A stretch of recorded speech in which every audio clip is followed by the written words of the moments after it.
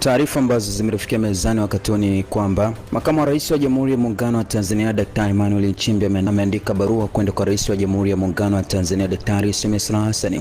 Barua hiyo ambayo inaeleza kwamba taarifa kwa umma tarehe 25 Agosti 2026 nimemwandikia barua Rais wa Jamhuri ya Muungano wa Tanzania Mheshimiwa Daktari Samia Suluhu Hassan kumjulisha kuwa nimeamua kustaafu siasa na utumishi wa umma, hivyo ninajiuzuru nafasi ya Makamu wa Rais wa Jamhuri ya Muungano wa Tanzania kwa kuzingatia ibara ya 50 kifungu kidogo cha pili C ikisoma kwa pamoja na ibara ya 149 kifungu kidogo cha pili ya Katiba kuanzia tarehe 4 Septemba 2026.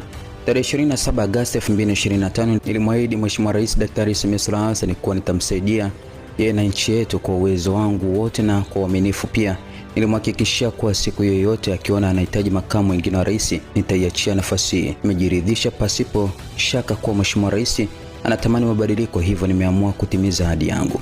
Kipekee namshukuru Mheshimiwa Rais na Chama cha Mapinduzi CCM kwa imani yao kwangu. Natumia nafasi hii pia kuwashukuru Watanzania wote kwa ushirikiano mkubwa mlionipatia wakati wote niliokuwa katika utumishi wa umma, na hakikisha kuwa nitaendelea kuwa raia mwema wa Tanzania. Balozi Dr. Emmanuel John Nchimbi, Makamu wa Rais wa Jamhuri ya Muungano wa Tanzania.